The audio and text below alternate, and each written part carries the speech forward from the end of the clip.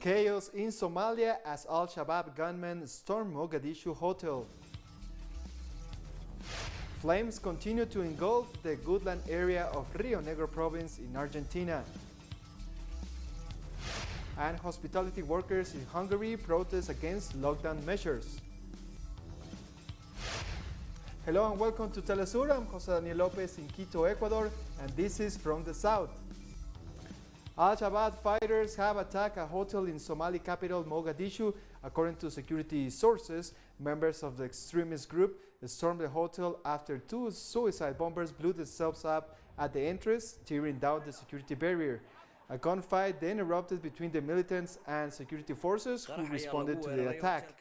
Witnesses said several hotel guards and guests had been killed, while dozens had been injured. The hotel is a popular gathering place for diplomats and local politicians. Al-Shabab, which is an ally to Al-Qaeda, has been fighting Somalia's unrecognized government since 2011, when the group was pushed out by Mogadishu by the African Union and UN forces.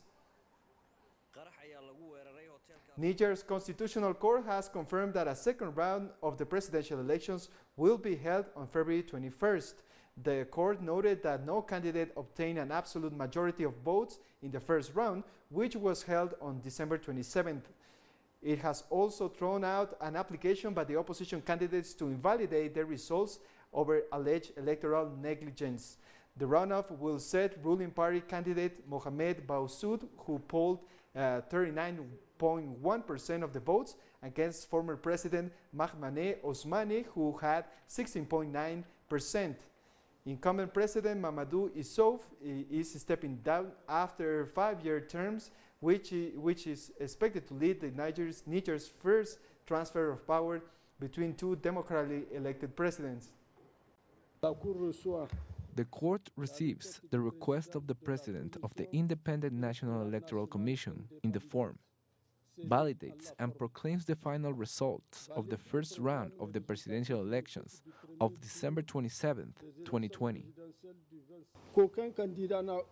Notes that no candidate has obtained an absolute majority of votes in the first round. Notes that the candidates who came first in the first round are Mohamed Bazoum with 1,879,629 votes, or 39.30%. Mahamane Osman with 812,412 votes, or 16.98%. Nigeria's newly appointed Chief of Defense Forces has promised to defeat Boko Haram and restore peace in the northeastern Borno state. Of the citizens of Borno and the entire northeast to give us a chance, give the troops a chance to do what is utmost necessary in order for them to have a fresh breath of life, for them to be able to engage in socio-economic activities. Have a detailed brief from the tier commander as well as the various component commanders, and to see the inches that we will make in order to ensure that this carnage that Boko Haram have inflicted on the people will come to an end. The fugitive leader of Ethiopia's embattled Tigray region was reportedly made his first public comments in 3 months, urging the international community to investigate alleged genocide and other abuses by forces, including those from neighboring Eritrea. It was not immediately possible to verify the audio comments by Demircion Grevy-Michael, posted late Saturday by a media outlet. According to the audio file, the fugitive leader urged the Tigray residents to continue to struggle. He has been on the run since fighting broke out in early November between government troops and the Tigray People's Liberation Front. The European Union has been widely criticized for its decision to place export controls on COVID-19 vaccines produced within the bloc. The World Health Organization slammed the decision it said will potentially jeopardize the fight against the virus. The EU introduced the measure on Friday amid a row with vaccine manufacturers over delivery shortfalls. The set of controls are poised to affect about 100 countries worldwide, including the United Kingdom, United States, Canada, and Australia. The first batch of COVID-19 vaccines that South Africa ordered from India's Serum Institute are set to arrive in the country on the 1st of February. South Africa has been the worst hit by the pandemic on the African continent, with more than 1.4 million COVID-19 cases reported so far.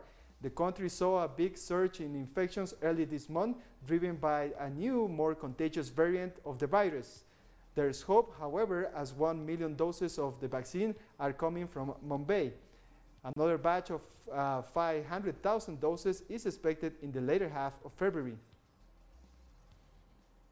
Algeria has started rolling out COVID-19 vaccines in the city of Blida, where the country's first case was reported in early 2020. Vaccination priority will be given to medical staff dealing with the COVID-19 patients, the elderly, and those with chronic or immunity disease. The North African country received its first batch of vaccines on Friday at the Bor Farik military airport west of capital Algiers. Locally, COVID-19 cases rose to more than 100,000 on Wednesday, with a death toll of 2,877. If you remember last March, we started with masks, medicine sets, PCR tests, etc. Today, thank God, we don't forget the victims, especially among the medical profession and all citizens, and we hope to continue our work.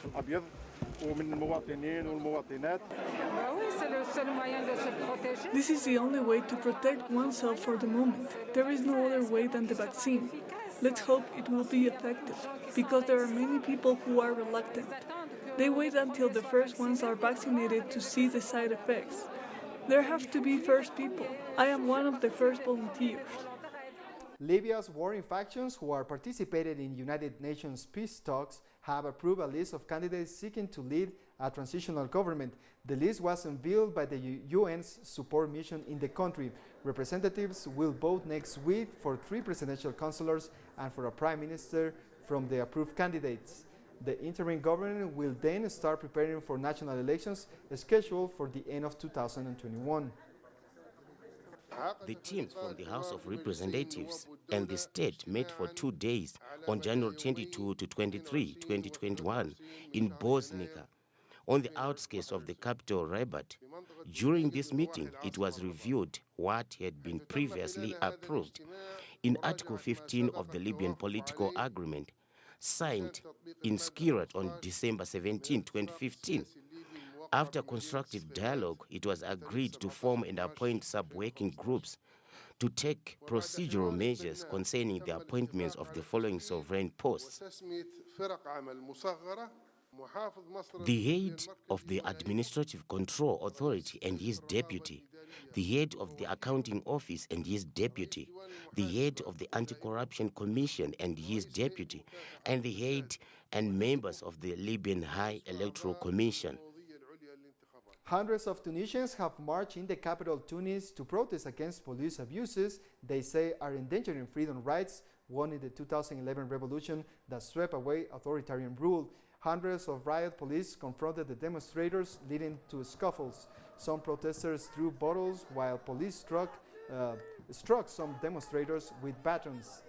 There have been daily protests since mid-January, marking the anniversary of the revolution that sparked uprisings across the region in 2011, known as the Arab Spring. We'll take a short break now. More news in a minute.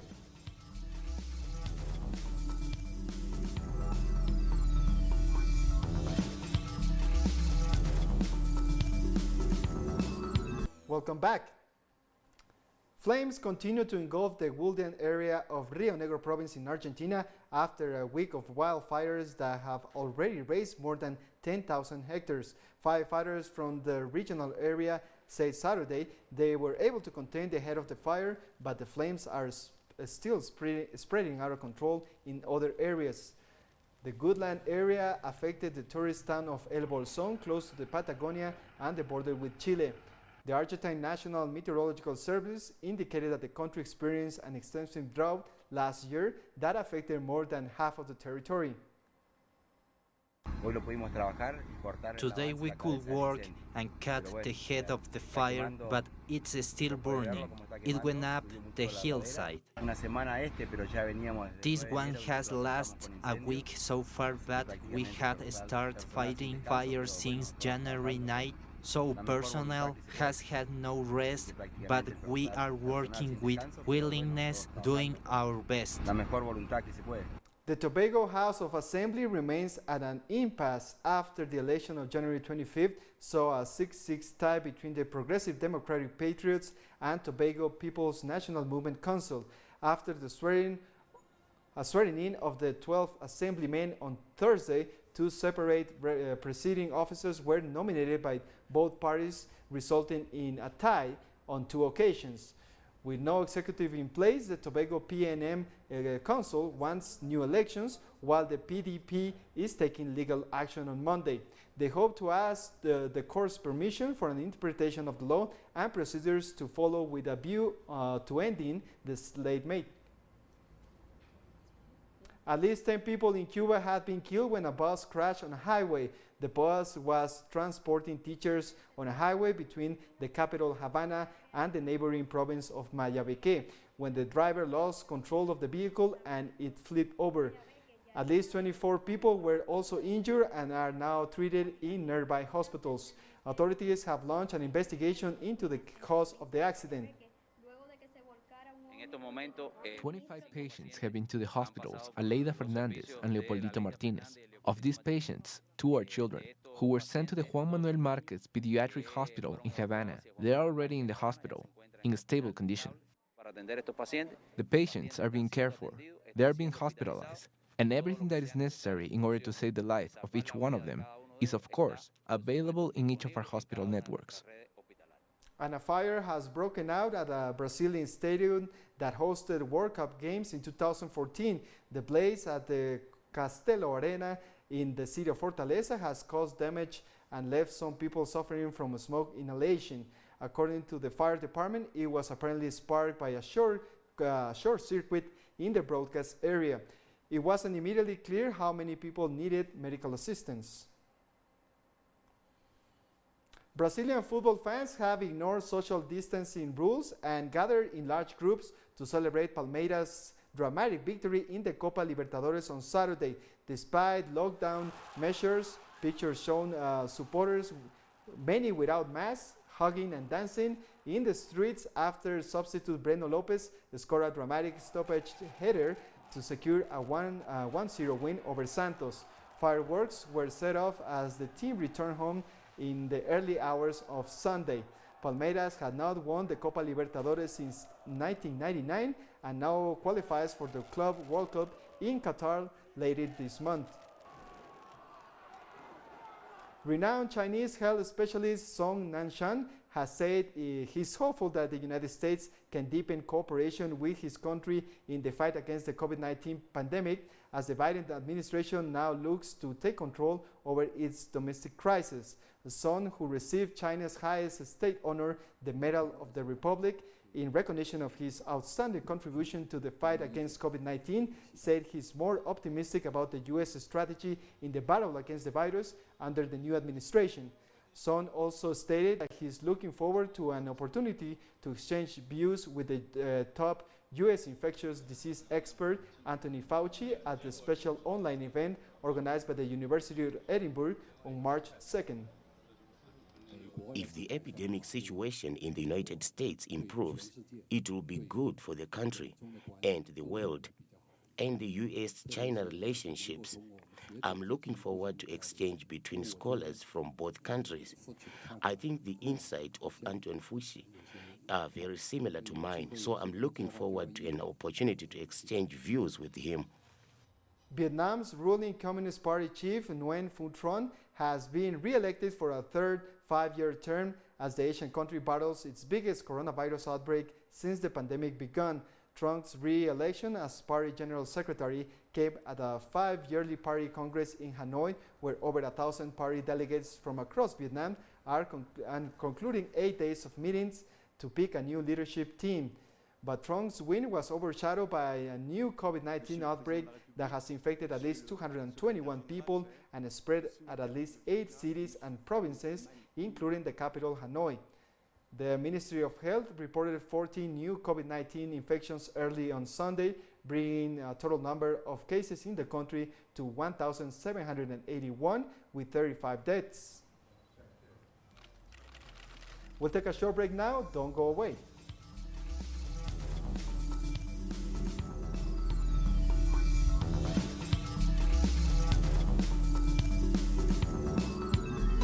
Back. Hungarian hospitality workers have taken to the streets of capital Budapest to protest against coronavirus lockdown restrictions. Protesters demanded that the government lifts restrictions and allows restaurants to open, as the country has been in lockdown since November 11th. Pandemic restrictions were extended on Thursday until March 1st, and many businesses owners complained that they have received little or none of the government's promised financial assistance. The government also set penalties for breaking pandemic restrictions. Police might now require offending businesses to close their doors for 6 months to a year and can issue fines of between $4,000 and $7,000 US. We've been closed for 4 months, and we don't really know what to do with the subsidies the government is giving. The point for us is that our right to work is taken. I think we need to protest as long as the government doesn't feel the pressure and doesn't back off, as it had happened in Poland and in Italy. Hundreds of people have protested outside Romania's health ministry a day after a fatal fire at one of the country's main hospitals for COVID-19 patients. Organized by right-wing political party Alliance for the Unity of Romanians, the protest called for the resignation of the president, the health minister, and emergency chiefs over recent hospital fires. The latest, which broke out Friday in a Bucharest hospital, killed at least 5 people and forced the evacuation of more than 100 people. It was the third hospital fire in Romania in as many months. After 31 years in which we paid taxes and got nothing in return, not a single new hospital was built in Romania in 31 years, although we paid. The money was stolen from the Romanian medical system. We want the resignation of those responsible, the health minister and the head of the Department of Emergency Situations. If the health minister does not want to resign now, he's been in office for just 1 month. We want a deadline for him to resign if things don't change radically. The investigation is ongoing. We don't know exactly at this moment what happened there. We are waiting for the results for a number of reasons. One is to find out who is responsible. But most importantly, we need to learn the lessons that we need to learn. If we know the initial cause of this, we will know what measures need to be prioritized in order to prevent such things from happening again in the future. Portugal has closed its borders with Spain on February 31st to stop the spread of COVID-19. Citizens will also not be able to travel abroad except in special cases for the next 2 weeks. This will last until February 14th at 11:59 p.m. Before the closure, there was some movement in the border area, but at the moment it is quieter, and there is not too much traffic along the border. I assume that people are paying attention to the border controls and respecting the restrictions imposed in the country. Tougher restrictions have been reimposed in the Greek capital Athens after the city recorded a spike in COVID-19 cases. Most retail shops in Athens have been ordered to close, and high schools, which were supposed to open on Monday, have been limited to the first 3 grades, while older students will continue learning through online classes. The country has so far recorded 155,000 confirmed COVID-19 cases and 5,764 deaths. In Belgium, police arrested several protesters at a demonstration against measures aimed at fighting the spread of COVID-19 on Sunday. According to local media, around 200 people were arrested in Brussels for trying to join a protest against restrictive measures implemented in the country in order to fight the virus, such as the closing of bars and restaurants. A nighttime curfew and travel restrictions are in place until at least March, limiting movement ahead of next month's school vacations. Belgium has one of Europe's worst outbreaks. The nation has seen over 20,000 confirmed deaths related to coronavirus. In the United States, a massive fire has engulfed a New Jersey recycling plant. The blaze broke out around Friday midnight at the Atlantic Coast fiber plant in Passaic. Officials have warned that the plant could burn for days.